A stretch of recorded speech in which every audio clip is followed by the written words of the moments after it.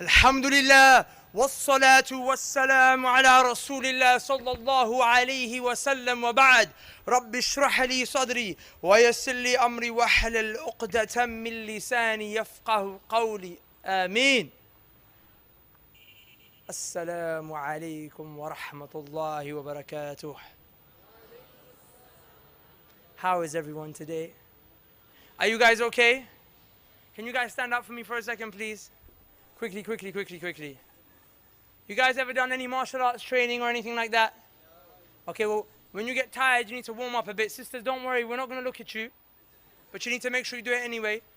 And if you don't do it, I'm going to make you come to the front and do push-ups. If you don't believe me, you can ask Sheikh Yusuf. I did it last time. Even though it got me in trouble, but I'll do it again. Because I take great pleasure in humiliating everyone.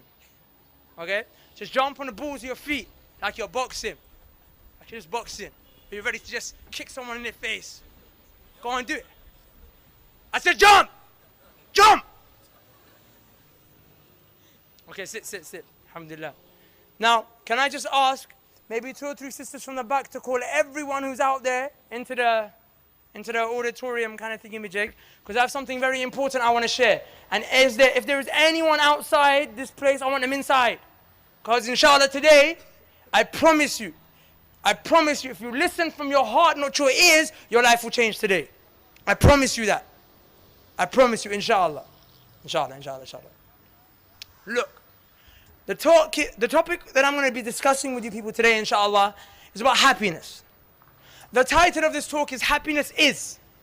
What is happiness? We define happiness by many things. But before I go into talking to you about the crux of what I want to explain to you today, what I want each and every single one of us to understand is the fact that anything we do in life, anything, the objective is always to acquire happiness.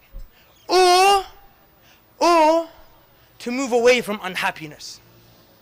Is there anything that you do that doesn't fit into one of these 2 categories? Is there anything?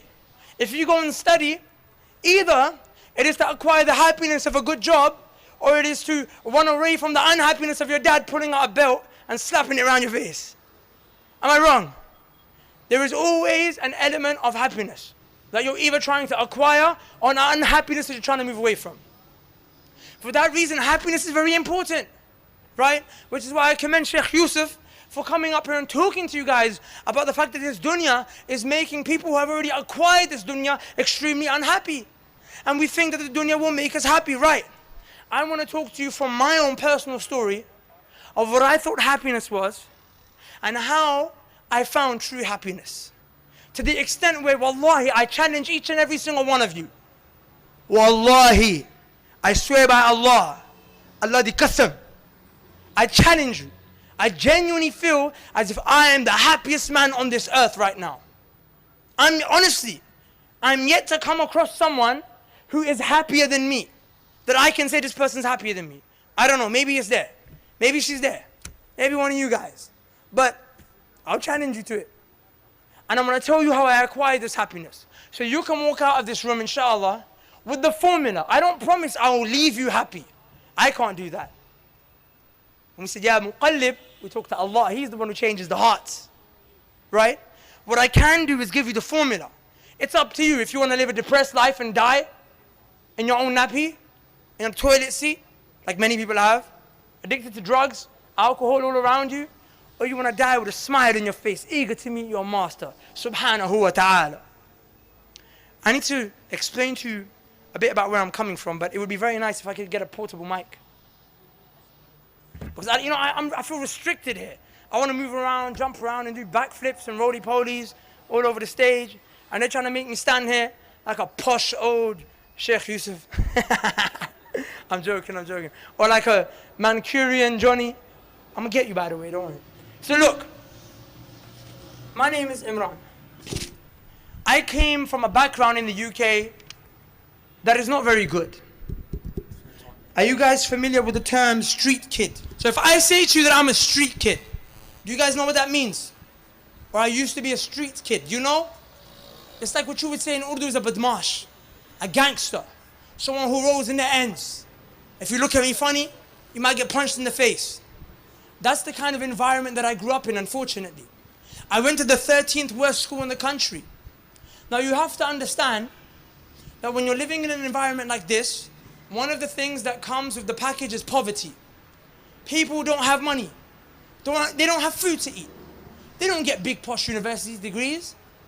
They're victims to prejudice and racism, right? These people, they don't have a way out like you guys do, mashallah. But they still have to feed their families. They still have to put food on the plate. So they resort to things like fraud, drug dealing, pimping. You guys know what pimping is? It's a filthy job. But they have to do these kind of things in order to just feed their family, just to pay the rent. So their mum doesn't have to go and sell herself in the streets. They have to sell a bit of cocaine, a bit of weed, a bit of marijuana. That's the background that I came from. Now, alhamdulillah, Allah protected me from many sins. But I was still tested. One of the ways that I thought I could make a living, one of the ways that I thought I could do something with my life was to become a rapper. You guys know what rap music is? You guys know rap music? What's rap music? I don't believe you. You ain't from the hood. You ain't from the hood. You lot fake. I used to come to Pakistan when I was 9, 8 years old. I used to see Tupac is alive, graffitied all over the wall. I was like, you guys don't even know who Tupac is. Mashallah, you guys have it nice here. What's rapping? Put your hand up. What's rap music? No one's confident enough to. Look, rap music is a culture that came as a result of gang violence. It came as a result of gang violence.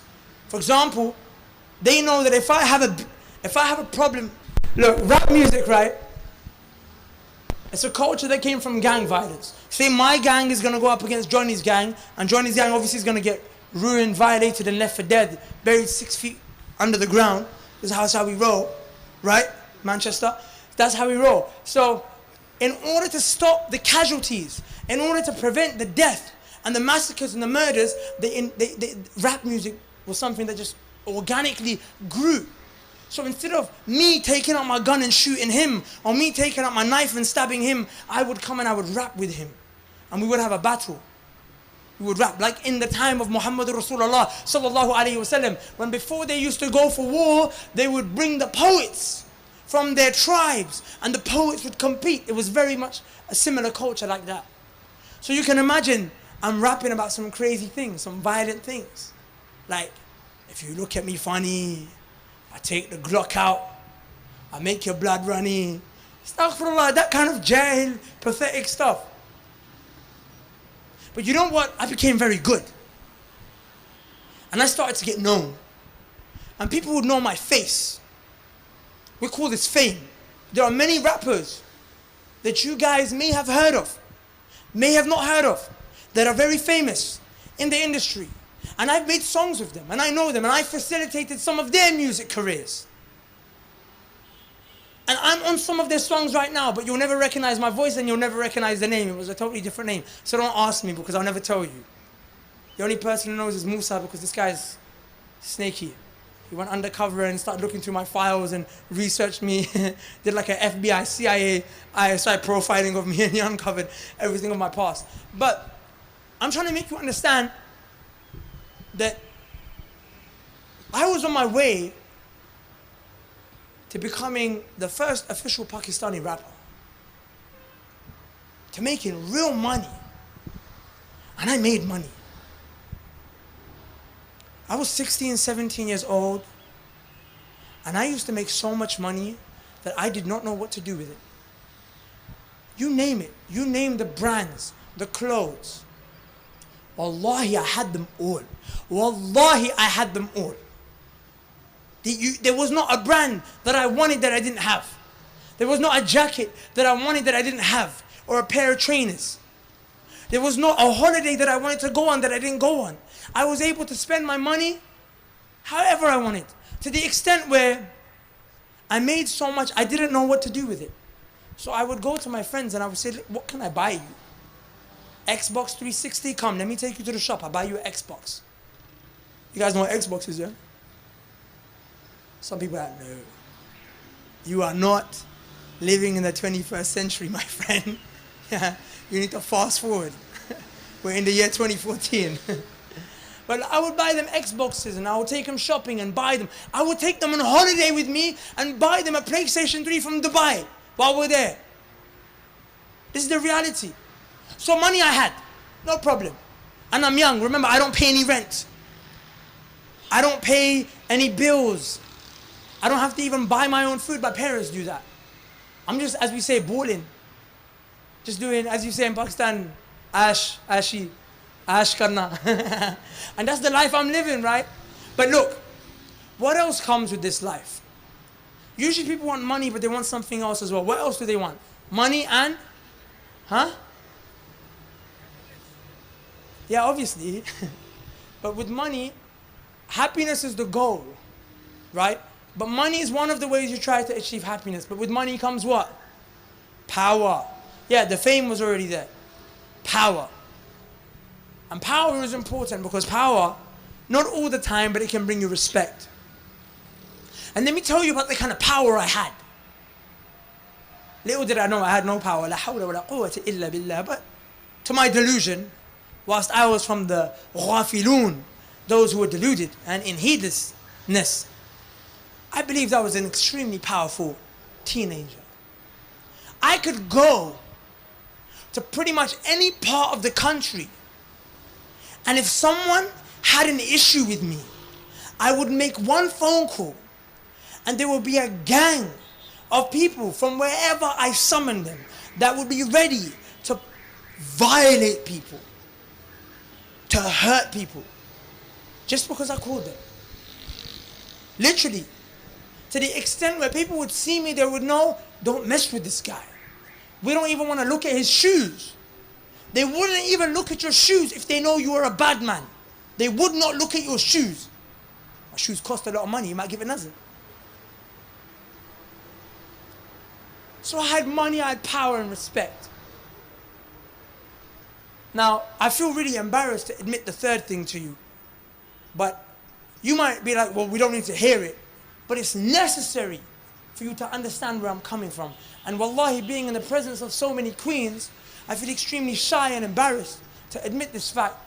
But as a guy in Jahiliyyah, when you have the money, the power, respect, the next thing that you want is a woman. Usually people want women. They want women. I didn't want women. I just wanted one. But I went through many. Alhamdulillah, Allah protected me from zina. Allah protected me. I never did zina. But that's a different story. But that didn't mean I didn't have girlfriends. And I could have had any girl that I wanted. We used to sit there and be like, what flavor do I want? Brazilian flavor? Do I want Oriental flavor from China? Do I want Arabian flavor, Moroccan, Libyan, from the Gulf? Astaghfirullah, this was our mentality. I found a girl that I thought she would be my wife one day. I had a relationship with her for 2 years, up until I was 20 years old. And she was extremely beautiful. So beautiful that my closest friends would try and go behind my back just to speak to her. I would walk into a place and people were like, oh my days, Imran, you are a boss. A boss. That's the kind of girl that I had. Now look, think with me. Think with me. Run with me. Follow my logic. I have money, power, and I have the woman of my dreams. And I'm doing this because I want to be? Because I want to be happy. You'd think I was happy, right? Look, don't try and act all righteous and pious with me, right? You'd think I was happy, right? If I told you, here you go, right? Here's a beautiful looking girl, and here's £1 million, and bodyguards, that if anyone touches you, they'll put them down. Are you going to be happy? Don't lie to me, man. You'd be happy. If I told you I was going to give you a guy that looks like, to be honest, man, you guys have some really weird taste. The kind of guys women like in Pakistan. Quite, Muslim men are very handsome, mashallah, tabarakallah. And you guys pick some ugly guys. Hrithik Roshan, really? The guy has an extra thumb. The guy's a mutant. He should be in the X-Men. And you guys want to marry Hrithik Roshan? Apart from the fact that he's upon shirk. So, but let's pretend we give you a handsome boy like Musa Adnan. And we give you money so you can buy whatever handbag that you want. Louis Vuitton, Gucci, Prada, Christian Dior. Do you guys even know these names? Okay. Yeah, they're like, yes. What do you mean? I'm a woman. Jimmy Choos. You guys know Jimmy Choos? See, I got you there. But say I give you money, but you can get all these things. And you are the envy of every other girl. Every other girl is like, I want to be like her. You'd think that would make you happy. Let's be real. I don't care if you pray 5 times a day. You would think that would make you happy. Listen to me. Listen to the words that are going to come out my mouth right now. Wallahi, I had that. And I stand before you telling you that none of it made me happy. Nothing. You don't understand what that feels like. That you work so hard just so you can have a smile on your face. Just so you can wake up in the morning and enjoy the day. And when you get everything you possibly can that you think will make you happy, and it doesn't, do you understand how that messes you up? Because you think to yourself, I'm 20 years old and I've got all of this. What else can I possibly have? You name to me. You name it to me. What else could I possibly have that would add to what I already had? I had it all. It doesn't make sense. You can give me more money, but the money I already have is not making me happy. You can give me better women, but the best of women that I already have are not making me happy. You can give me better friends. You can have people coming up to me like, yo, sorry bro, let me clean your shoes. You can have more people like that. But it's already not making me happy, so there's something wrong. So in my head, as far as I'm concerned, life is going to be very, very sad. The rest of my life is going to be, excuse me, but it's going to be crap. It's going to be depressing. And every moment from here onwards is going to be heartbreak. Do you know what happens at this point to celebrities?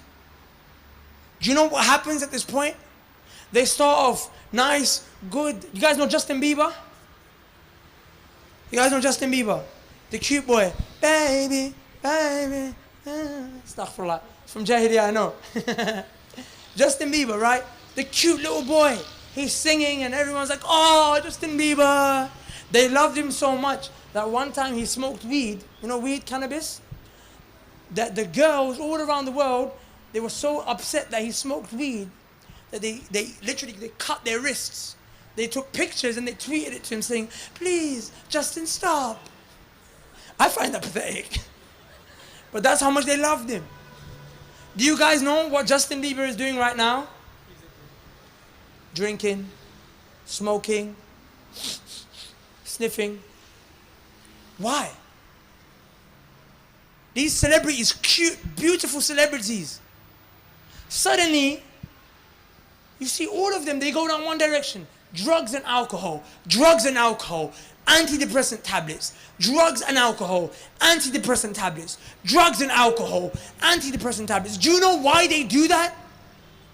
Because they get to that stage that I was at, where you don't know what else will make you happy, and you admit the fact, and you embrace the fact that life is rubbish, and material things don't bring you happiness. So you drink alcohol and you take drugs because they help you to not live the life that you're living. They help you smile. Drugs help you smile. Alcohol makes you forget about the pain. It makes you forget about the difficult life. It makes you forget about the fact that you used to dream of this life, and when you had it, it turned out to be a piece of CRAP exclamation mark. Elvis Presley. You guys know Elvis Presley? You guys know Elvis Presley? Then answer me, innit? Elvis Presley was one of the most famous men in the world. He was beloved by the people. He had so much money. He would come on stage every night. He would perform in front of 10,000 people, screaming his name. They loved him. And each one of those 10,000 people would have paid $100 just to come and see him live. Just to come and see him live. You know what he would do every night when he'd go home? He would take the drugs, ready, he would inject them into his arm. He would use that to soothe himself. He would do that 3 times in a night.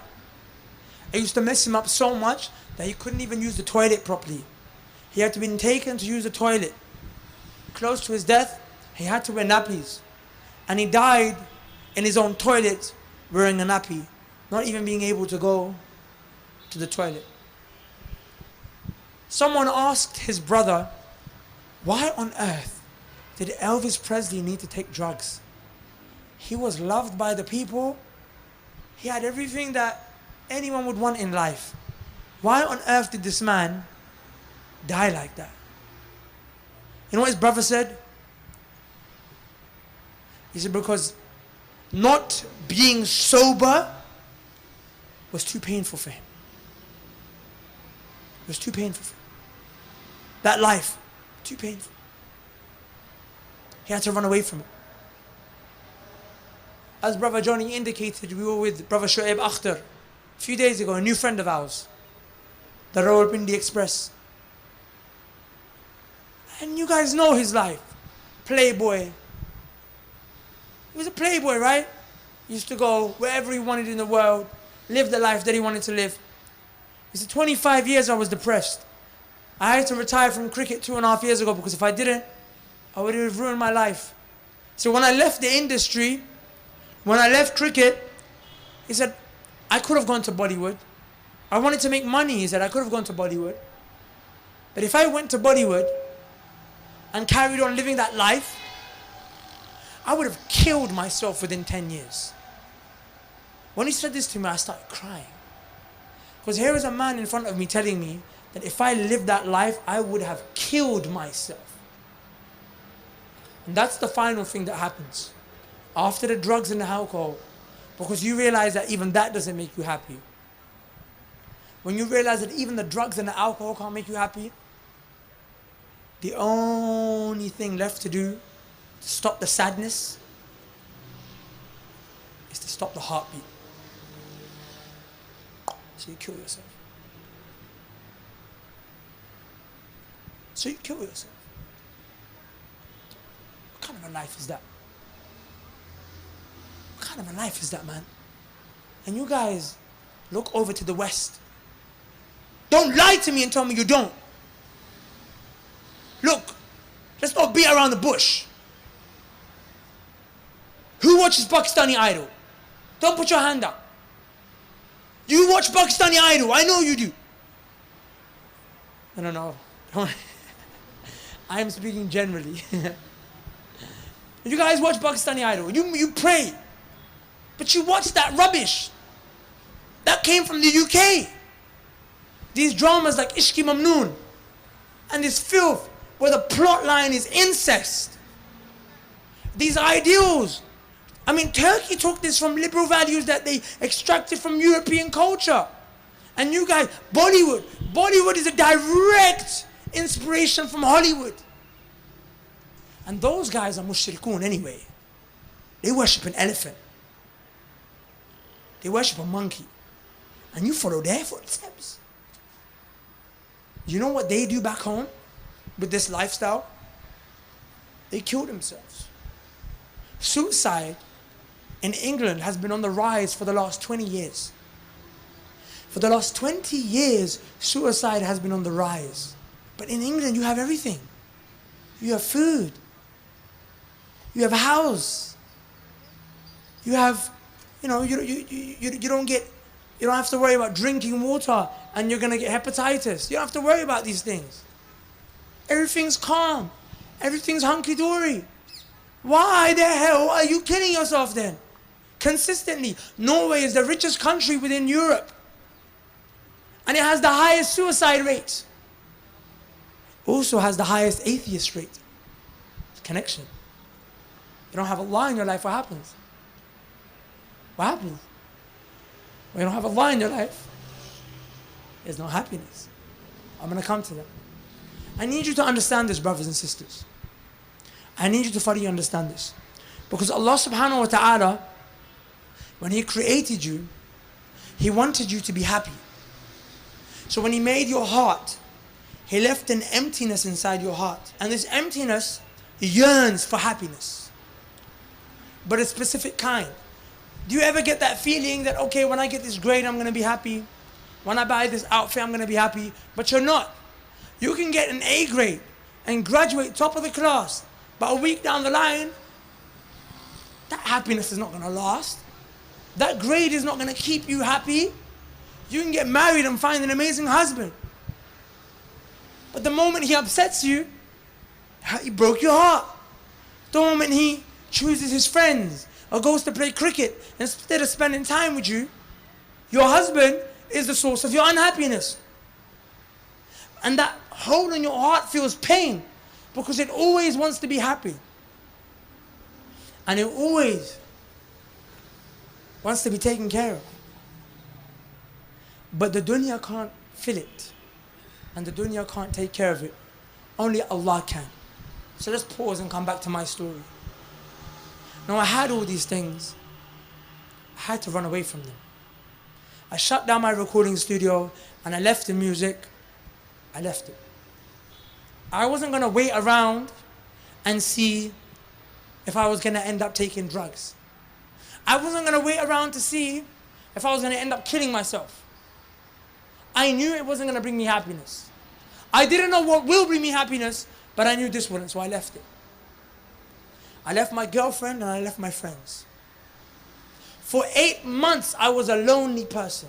I had nothing. I was broke. I had no friends. I had no love. I was alone. I happened to be at university, studying law. I hated law. Made me even more sad. I would rather bleed pus from my eyes than pursue a career in the legal profession. I'm like, what am I going to do in my life? Even what I'm studying is killing me inside. So as I'm walking around university, Allah puts in my heart to go to the masjid in the university. I didn't even know how to pray properly. But Allah puts in my heart, Ya Imran, go to the masjid. So I go to the masjid.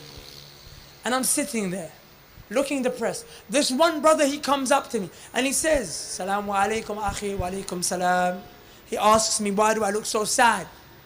So I tell him my story.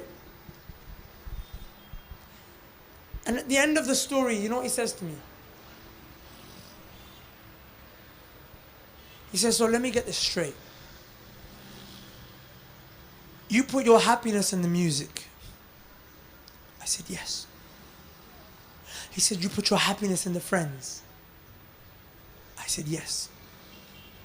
He said, you put your happiness in the girl. I said, yes. He said, then I have some news for you. If you put your happiness in these things, he said, wallahi, you're going to live a very, very, very sad life. He said, you know why? Because when these things go, what's going to happen to your happiness? Your happiness will go. And wallahi, these things will go. Because nothing in the world is forever. So your happiness, rather your unhappiness, your sadness, your depression, your wretched and rubbish life is a guarantee.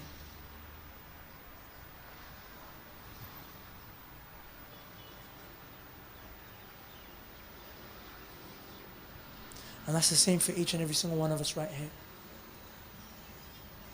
If your happiness is in anything that is a part of this world, your degree, one day you will retire.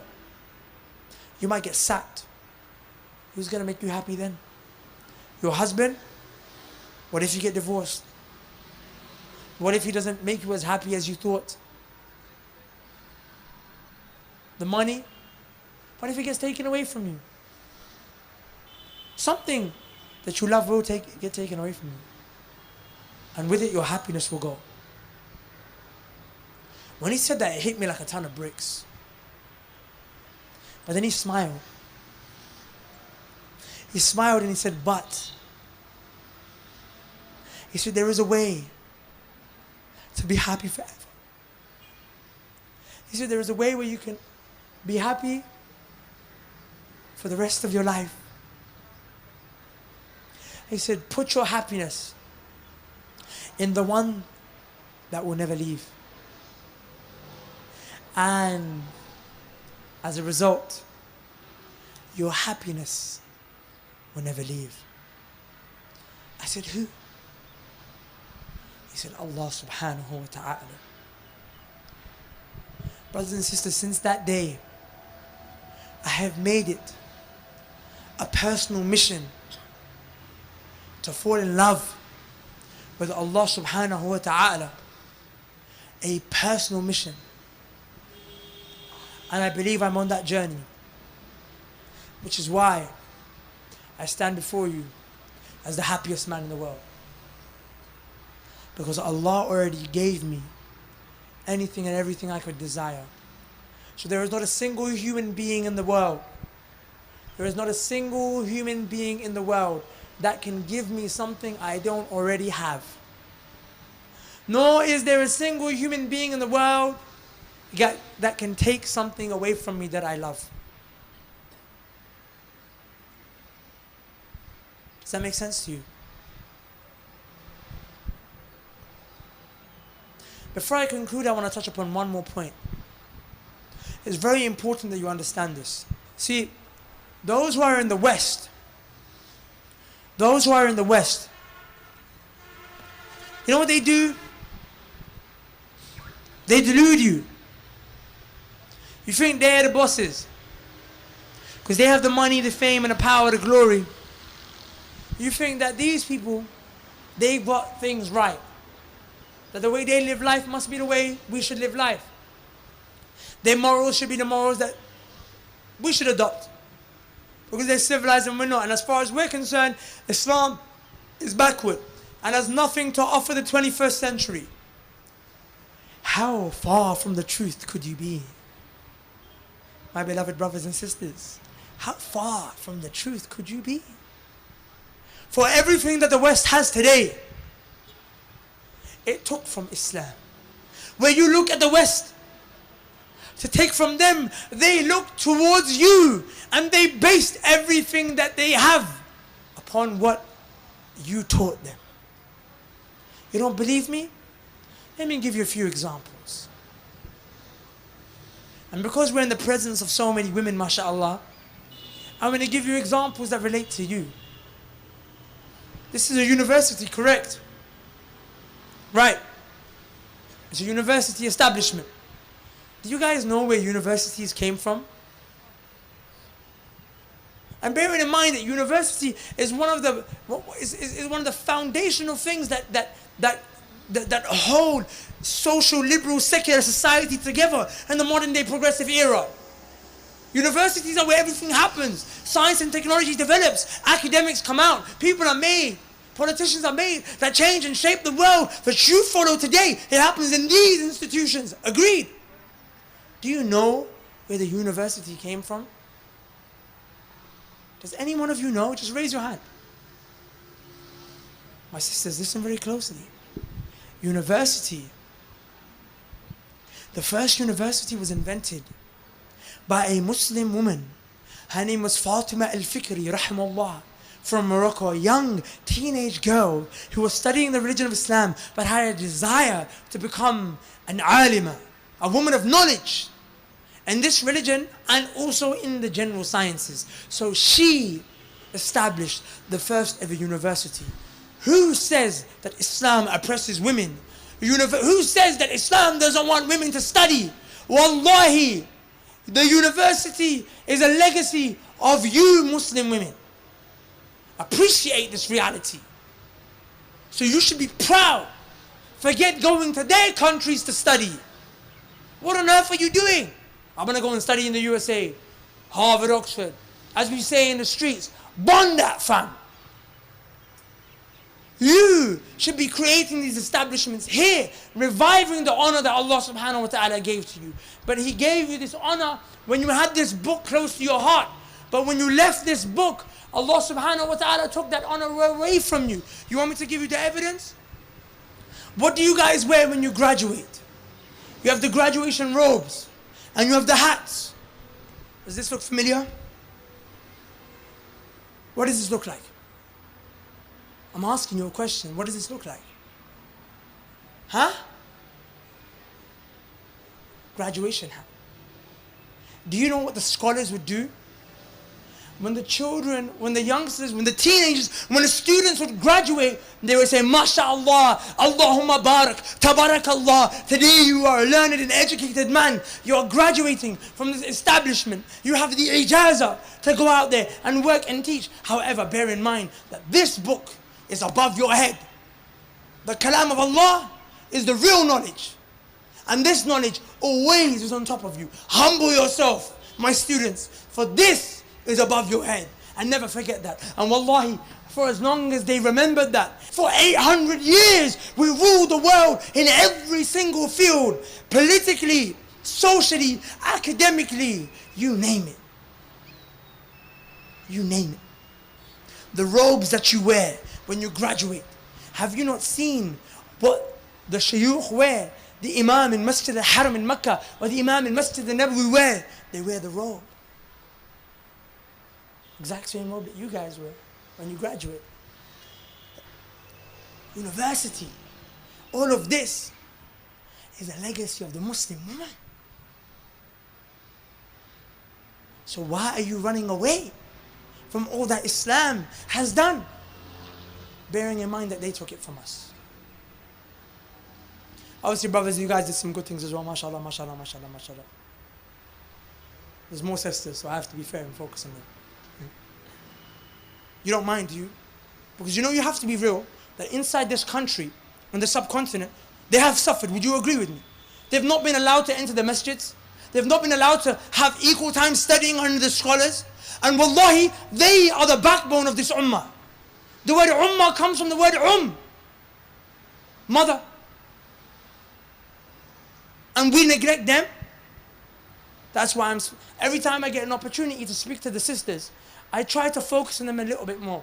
But it's nothing to be shy of. I hope that you share my sentiment when I say that I am proud the university is a legacy of a Muslim woman and not a man. I'm proud of that.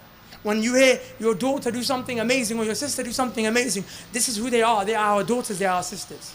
So you guys don't mind, do you? Good, because I want to tell the sister something else. It's a bit more special. You guys don't mind, right? Okay, good. Why don't you not smile at me? Why are you not looking at me like I'm upsetting you and hurting your feelings? You know, I have a sore throat and I came all the way to speak to you. You could at least smile and look a bit cheerful. Look, it's very important that you take heed, my sisters. It's very important.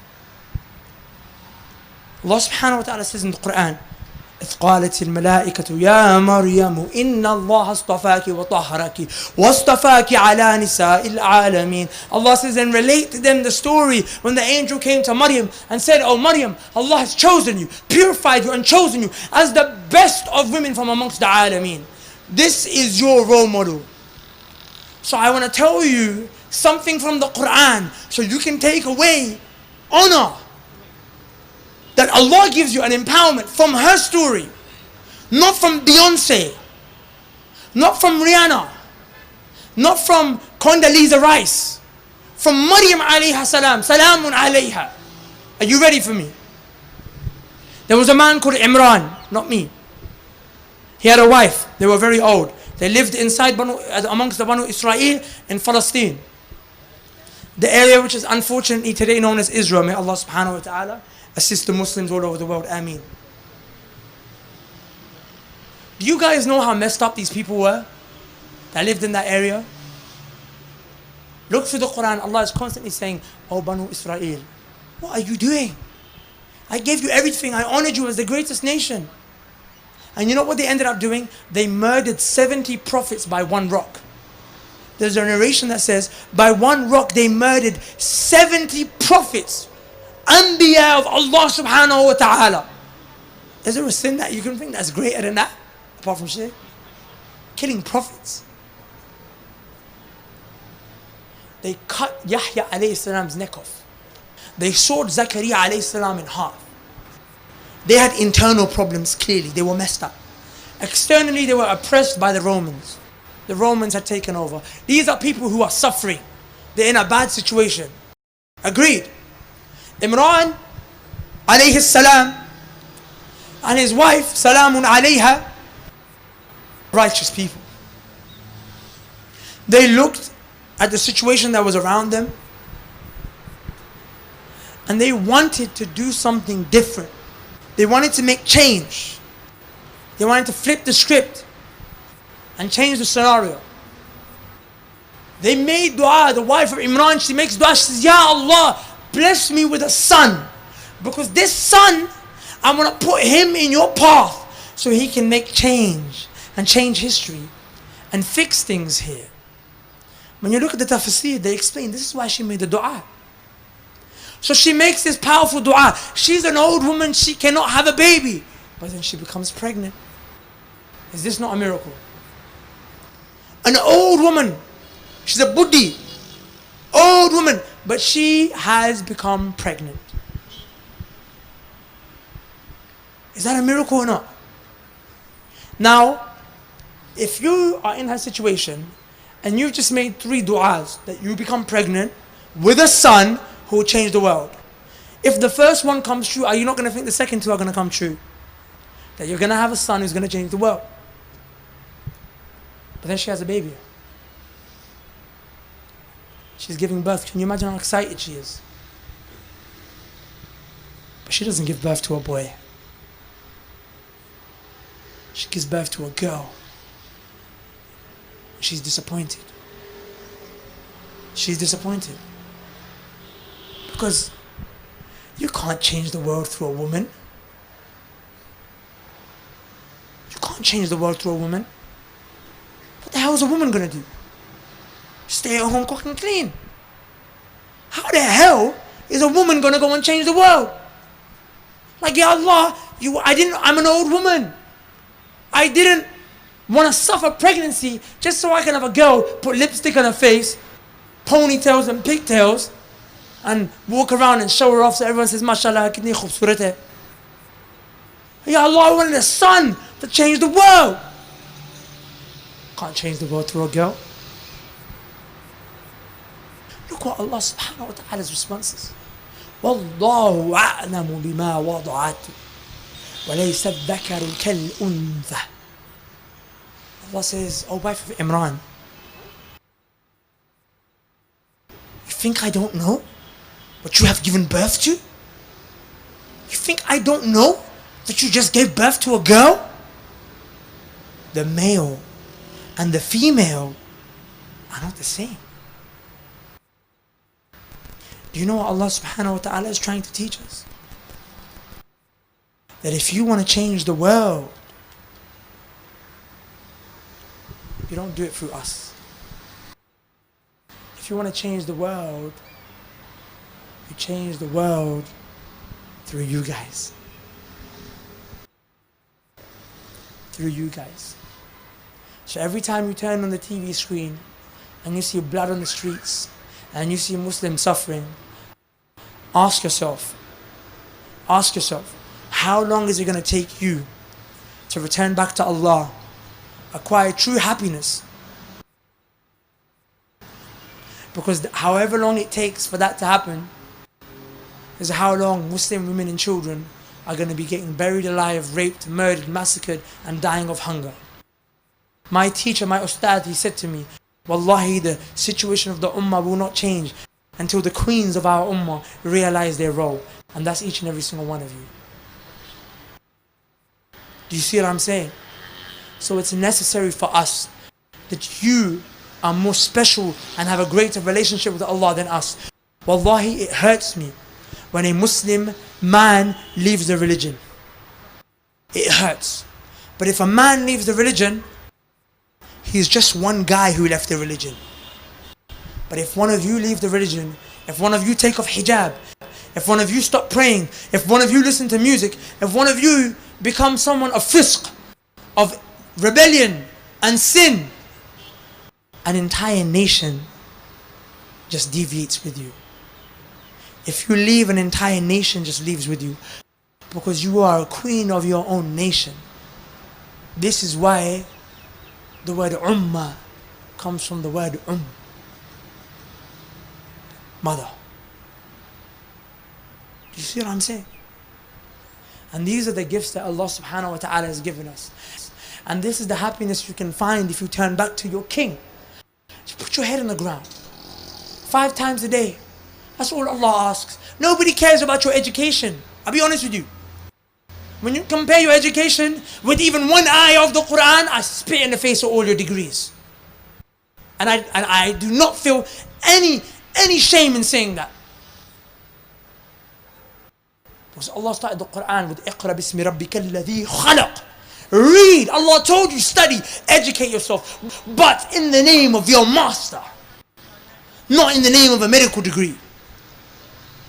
You can get the medical degree, and I will give you a kick up your backside until you go study. But wallahi, never ever put your studies before your salah. Never put your social activities before your namaz. Never put anything in this world before you and Allah. Because Allah, look, let me give you an analogy.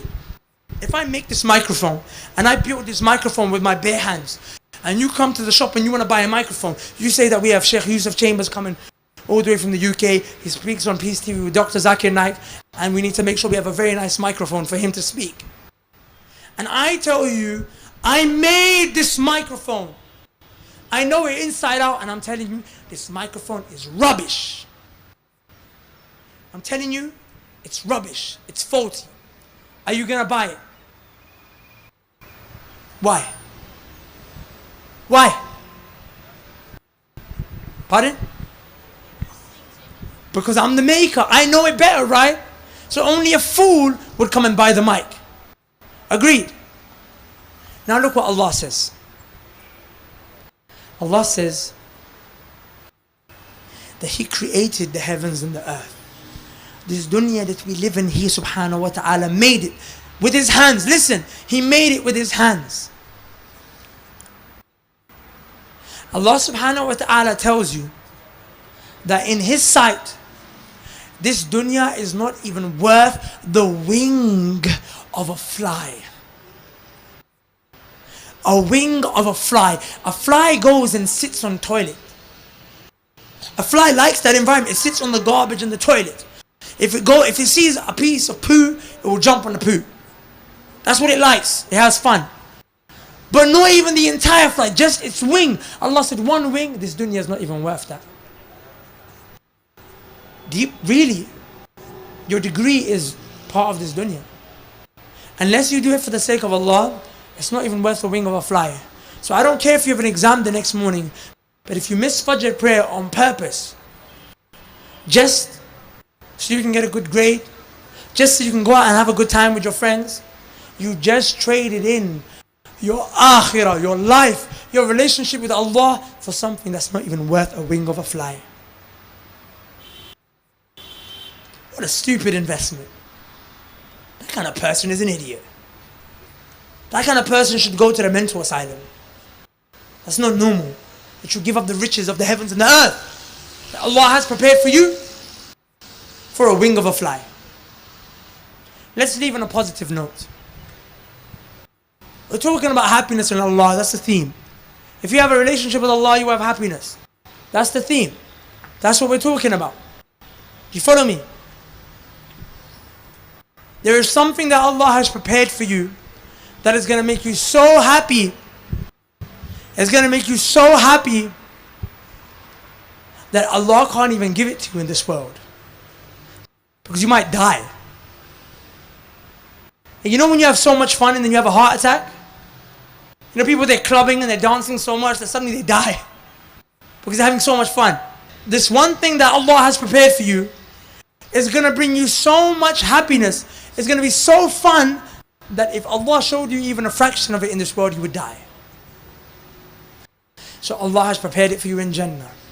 Let me explain to you what it is.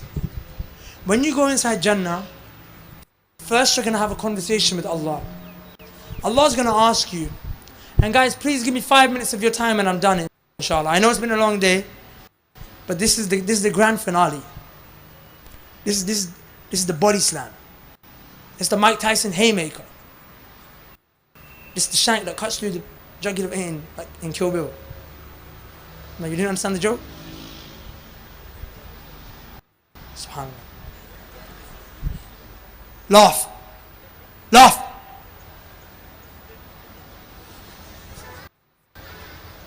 Okay, look. You're going to go inside Jannah, inshallah. You're going to have a conversation with Allah. And Allah subhanahu wa ta'ala is going to say to you, He says, Ya ibad, oh my slaves. You made it. Takbir. You made it. Now, it's my turn to fulfill my promise to you. Allah will say, what do you want? Ask me.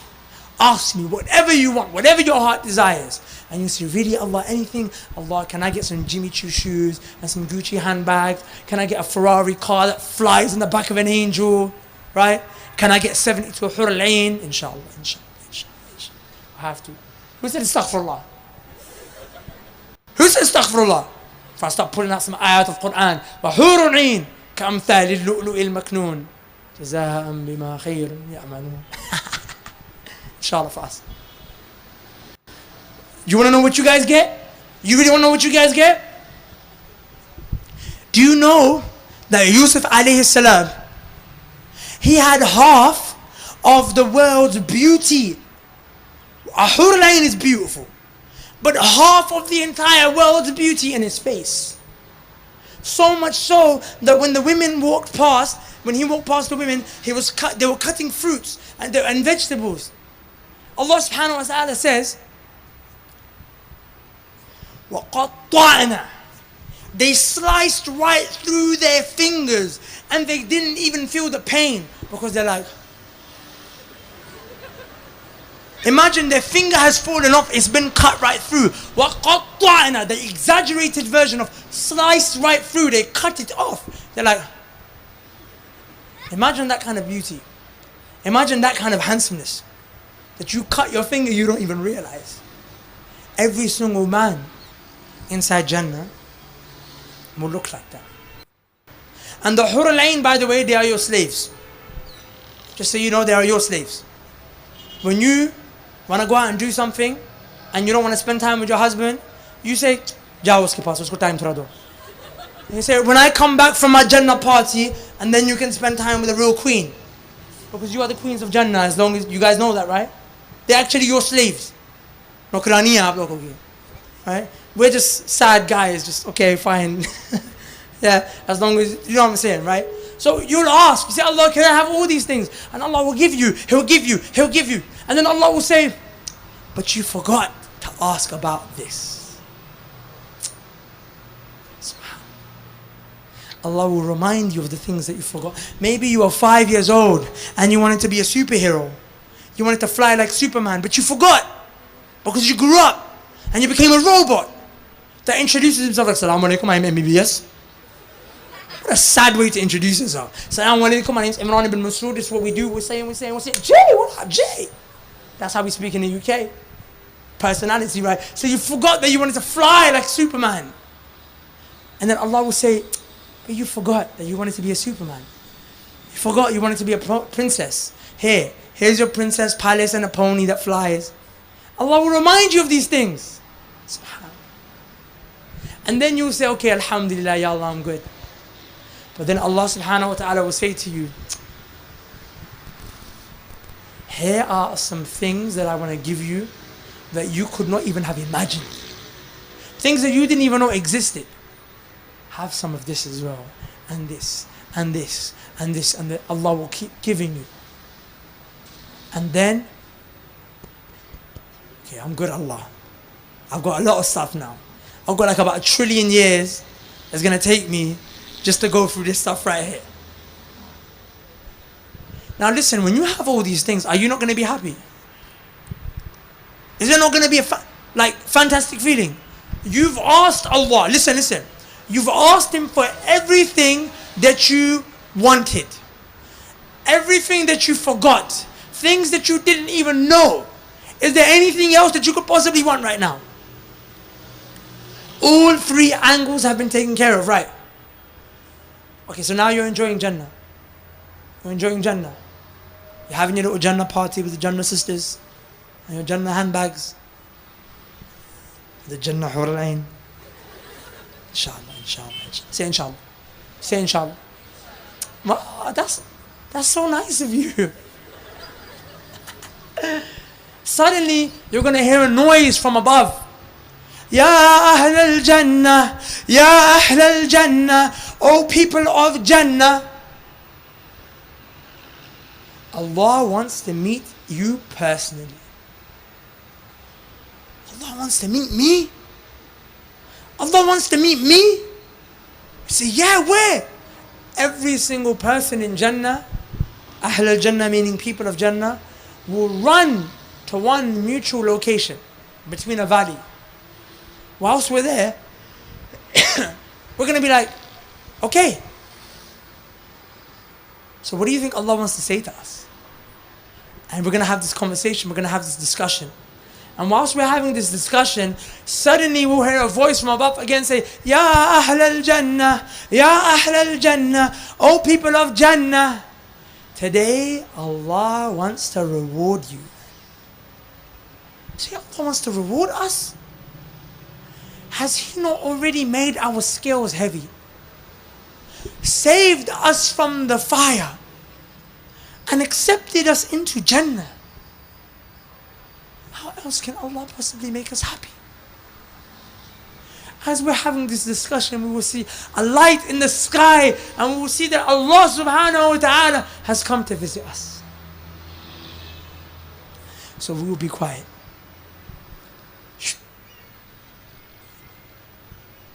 You don't speak in the presence of a king. You don't want to speak anyway, you want to see what he has to say. So we will stay quiet and Allah will speak to us. Allah will speak to me and you. And Allah subhanahu wa ta'ala will say, Ya Ahl al-Jannah, O people of Jannah, هذا يوم المزيد.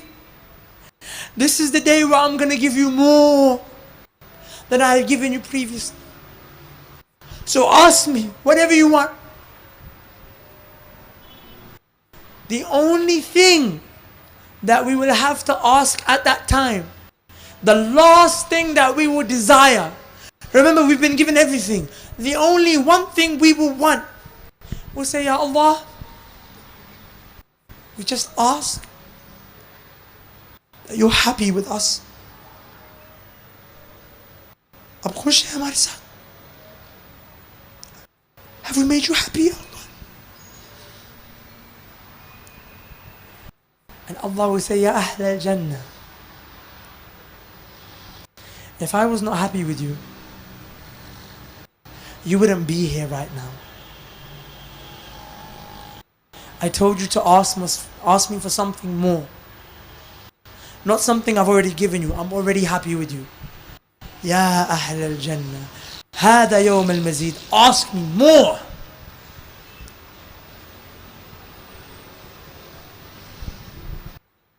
Do you know what we're going to ask for? We're going to say, Allah,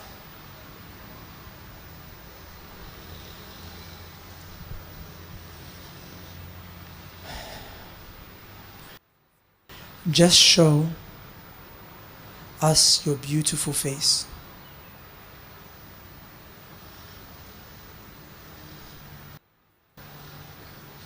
Just show us your beautiful face.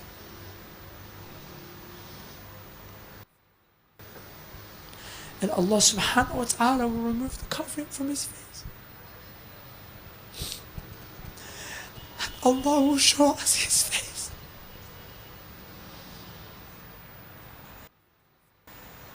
We are not worthy of seeing His face.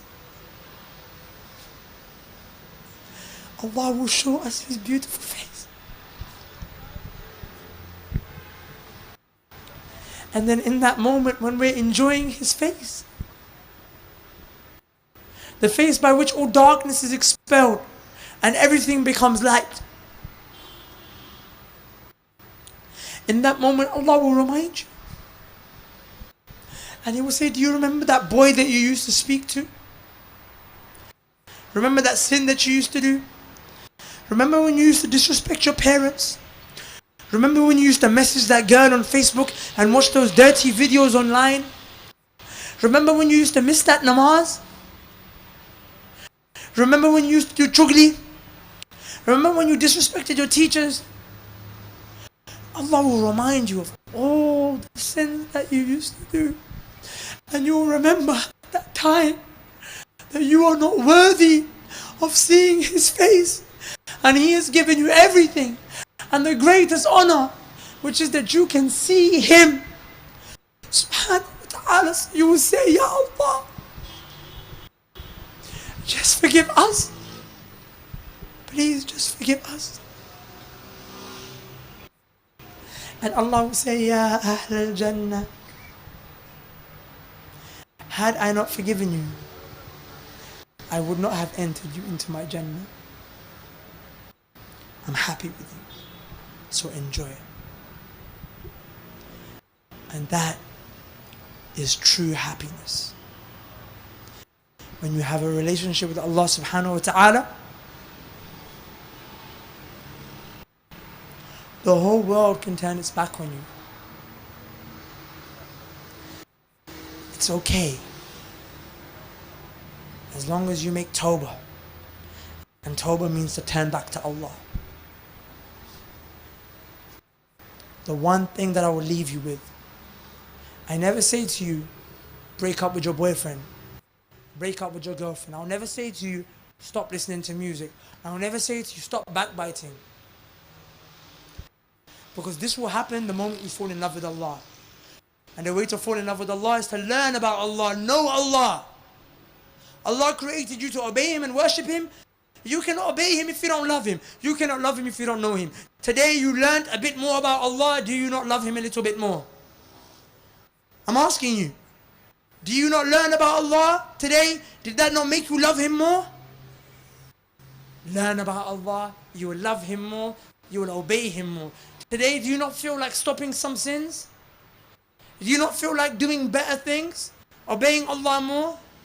The formula is learn about Him subhanahu wa ta'ala. Study, implement, apply, then teach. But the basic thing I will tell you to do. And if you don't do this, which is the salah, the namaz, understand that you will enter the hellfire. خالدين فيها أبدا, inside it for eternity, never coming out. That's the basic relationship with Allah. He didn't create you to worship the people. He created you for Himself. You will go to the hellfire if the least that you cannot do is lower your head 5 times a day and say, Alhamdulillahi Rabbil Alameen, Ar-Rahman Ar-Rahim. Oh, praise and thanks is to you, Allah. Thank you for everything that you have given me, my eyes, my ears, my mom, my family, my mind, the education, the grades. Ar-Rahman Ar-Rahim, the most merciful. Why are you merciful? Because Allah, you gave me these things even though I didn't deserve any of them. That is why I will thank you. And Allah says in the Quran, thank me and I will give you more. So pray. That is the formula to increase, to success. That is the formula to happiness. That is the formula to Jannah. Learn about your Master subhanahu wa ta'ala. اللهم صل وسلم على نبينا محمد صلى الله عليه وسلم. بارك الله فيكم. May Allah bless each and every single one of you. Ameen.